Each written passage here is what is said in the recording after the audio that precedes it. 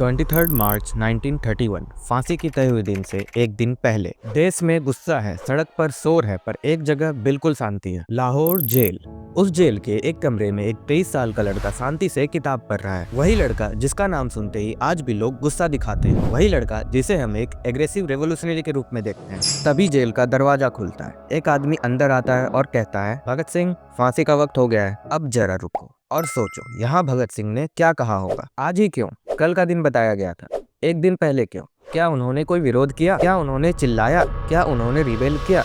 नहीं, भगत सिंह ने सिर्फ इतना कहा, रुको, मैं लेनिन को पढ़ रहा हूँ, बस खत्म कर लूँ फिर चलता है। और जब कहा गया अब चलना होगा तो वो मुस्कुराते हुए उठ गए। तो अब सवाल ये नहीं है कि भगत सिंह मरे कैसे, असली सवाल ये है कि जो इंसान हमारे दिमाग में हमेशा एक एग्रेसिव रिवेल के रूप में जिंदा है, उस दिन उसने एक भी सवाल क्यों नहीं पूछा। और इससे भी बड़ा सवाल ये है कि जब फांसी का दिन तय था तो भगत सिंह को एक दिन पहले क्यों लटकाया गया? वो तो जेल में बंद थे, ना भाषण दे रहे थे, ना ही कोई रैली कर रहे थे। फिर सिर्फ जेल में रहकर भगत सिंह पूरे देश के लोगों पर ऐसा क्या असर डाल रहे थे जो ब्रिटिश एम्पायर इंतजार भी नहीं कर पाए। आइए जानते हैं आज की इस डॉक्यूमेंट्री में।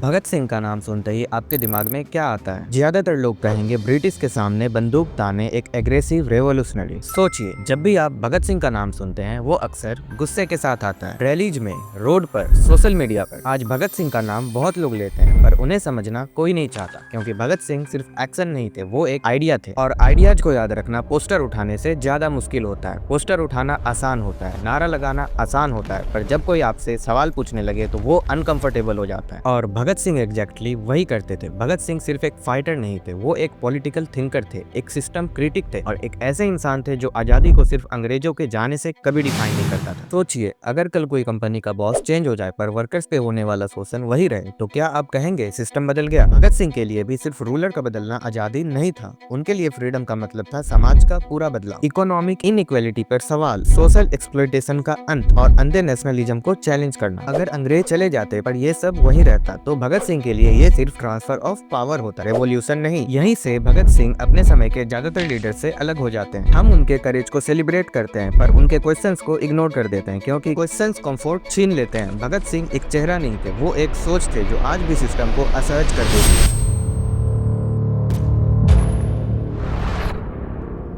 भगत सिंह ने अपनी जेल डायरी और राइटिंग्स में लिखा था, Revolution is not the cult of bomb and pistol. ये लाइन उन्होंने सेंट्रल जेल के दौरान लिखी थी, जब उन्हें सिर्फ एक टेररिस्ट के रूप में दिखाया जा रहा था। इससे हमें ये समझ आता है कि उनके लिए रेवोल्यूशन का मतलब सिर्फ खून बहाना नहीं था। उनके लिए असली रेवोल्यूशन तब होता जब लोग सोचना शुरू करते। बॉम्ब सिर्फ एक सिग्नल था, मैसेज उनकी सोच थी। Political freedom without social justice is fake freedom. Bhagat Singh ने अपने पॉलिटिकल आर्टिकल्स और जेल नोट्स में लिखा कि अगर अंग्रेज चले भी जाएं लेकिन गरीबी, शोषण और इनइक्वालिटी वहीं रहे तो वो आजादी सिर्फ कॉन्स्टिट्यूशन और कागजों तक सीमित रह जाएगी। इससे हमें पता चलता है कि वो सिर्फ ब्रिटिश रूल के खिलाफ नहीं थे, वो क्लास सिस्टम और एक्सप्लॉयटेशन के भी खिलाफ थे। The real enemy is the system, not just the ruler. Bhagat Singh ने सोशलिज्म पर लिखते हुए अपने आर्टिकल्स में बार बार एक बात रिपीट की, रूलर बदलना आसान है, सिस्टम बदलना मुश्किल। इसलिए उनकी लड़ाई किसी एक अंग्रेज ऑफिसर से नहीं थी, बल्कि पूरे पावर स्ट्रक्चर से थी। Why I am an atheist not against God but against blind faith. Bhagat Singh ने अपने सबसे फेमस ऐसे Why I am an atheist central jail Lahore में लिखी थी, फांसी से कुछ महीने पहले। इस ऐसे में वो लिखते हैं, वो भगवान के खिलाफ नहीं थे पर अंधविश्वास के खिलाफ थे। उनके लिए रैशनल थिंकिंग इमोशनल से ज्यादा जरूरी थी। रिलीजन उनके लिए पर्सनल हो सकता था पर पॉलिटिकल वेपन नहीं। Blind faith is more dangerous than British rule. और उसी ऐसे में भगत सिंह लिखते हैं, जब लोग सवाल पूछना छोड़ देते हैं तो कोई भी उन्हें कंट्रोल कर सकता है, चाहे वो ब्रिटिश सरकार हो, समाज हो या धर्म। उनके लिए सबसे बड़ा दुश्मन फियर और ब्लाइंड ओबीडियंस था। Blind nationalism creates new tyrants. Bhagat Singh ने अपने पॉलिटिकल राइटिंग्स और लेटर्स में लिखा कि सिर्फ झंडा उठा लेना या नारे लगा देना देशभक्ति नहीं होती। उनके लिए नेशनलिज्म का मतलब था लोगों की भलाई, सामाजिक इंसाफ और पावर को क्वेश्चन करना। इसलिए वो हीरो वर्शिप के खिलाफ थे। Youth must think, not just react. Bhagat Singh ने अपने लेटर्स टू यंग रेवोल्यूशनरीज में जवानों को एक क्लियर वार्निंग दी थी। उन्होंने लिखा, अगर यूथ सिर्फ इमोशन पर चले तो उनका इस्तेमाल आसानी से किया जा सकता है। वो जवानों को गुस्सा नहीं, सोच और क्लैरिटी देना चाहते थे। Violence was a symbol, not the goal. Central legislative assembly bomb case के बाद भगत सिंह ने कोर्ट स्टेटमेंट में खुद कहा उनका इंटेंशन किसी को मारना नहीं था, बॉम्ब एक इंटरप्शन था ताकि सोसाइटी रुककर सुने। उनके शब्दों में गोल कभी वायलेंस नहीं था, गोल हमेशा अवेयरनेस थी।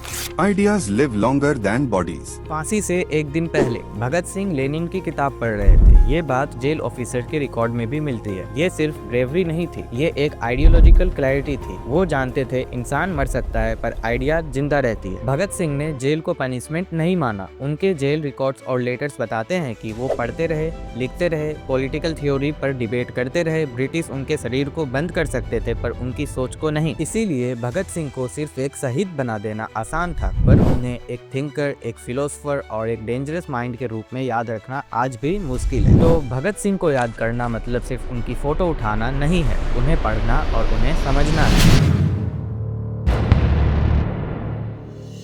अक्सर हम सोचते हैं कि ब्रिटिश एम्पायर भगत सिंह से इसलिए डरते थे क्योंकि उन्होंने बॉम्ब फेंका या एक ऑफिसर को मारा, पर सच ये है एम्पायर बॉम्ब से नहीं डरती। बॉम्ब फट जाता है, गोली चल जाती है और फिर सब खत्म हो जाता है। पावर को जो चीज डराती है वो आइडियाज होते हैं, क्योंकि वायलेंस को फोर्स से दबाया जा सकता है पर आइडियाज को नहीं। आइडियाज चुपचाप फैलते हैं दिमाग से दिमाग तक। भगत सिंह लोगों को सिर्फ लड़ना नहीं सिखा रहे थे, वो लोगों को सोचना सिखा रहे थे, और जब लोग सोचना शुरू कर देते हैं तो उन्हें रूल करना मुश्किल हो जाता है। ब्रिटिश सरकार को ये समझ आ गया था कि भगत सिंह फॉलोवर्स नहीं बना रहे, वो क्वेश्चनर्स बना रहे थे, और सवाल पूछने वाली जनता किसी एम्पायर के लिए सबसे बड़ा खतरा होती है। इसलिए जेल में डालने के बाद भी भगत सिंह कमजोर नहीं हुए। जेल उनका अंत नहीं बनी, जेल उनका प्लेटफॉर्म बन गई। वहाँ उन्होंने लिखा, पढ़ा और बाहर के लोगों तक अपनी सोच पहुँचाई। हंगर स्ट्राइक को इमोशनल ड्रामा नहीं था, वो एक पॉलिटिकल स्टेटमेंट था, और पहली बार लोग एक रेवोल्यूशनरी को सिर्फ फाइटर के रूप में नहीं, थिंकर के रूप में देख रहे थे। ब्रिटिश एम्पायर के लिए ये सिचुएशन खतरनाक थी। अगर भगत सिंह जिंदा रहते तो उनकी बॉडी जेल में होती, पर उनकी सोच सड़कों पर। इसलिए उन्होंने इंतजार नहीं किया। फांसी का दिन फिक्स था, फिर भी उन्हें एक दिन पहले लटका दिया गया,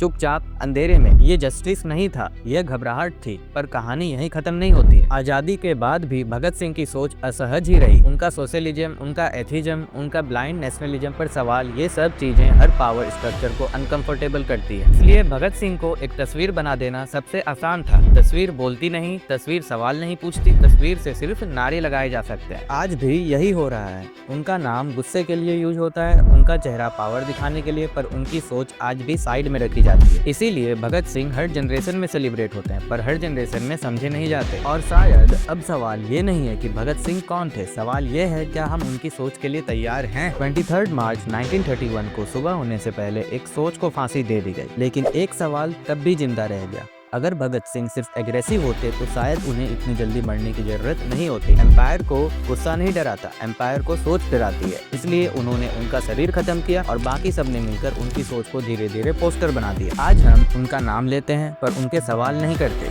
हम उनकी फोटो उठाते हैं पर उनकी किताबें नहीं पढ़ते। हम कहते हैं भगत सिंह अमर रहे, पर क्या हम उनकी सोच को अमर रहने देते हैं? क्योंकि सच ये है, भगत सिंह को याद रखना मुश्किल नहीं है, मुश्किल है भगत सिंह को समझना, और उससे भी मुश्किल है उनके जैसे सवाल पूछना। शायद इसीलिए भगत सिंह हर जनरेशन में सेलिब्रेट होते हैं, पर हर जनरेशन में न्यूट्रलाइज कर दिए जाते हैं। वीडियो को एंड तक देखने के लिए बहुत बहुत धन्यवाद। अगर वीडियो इन्फॉर्मेटिव लगी हो तो और लोगों को शेयर कीजिए, उन्हें भी भगत सिंह के बारे में बताइए। मैं मिलता हूँ आपसे नेक्स्ट वीडियो में।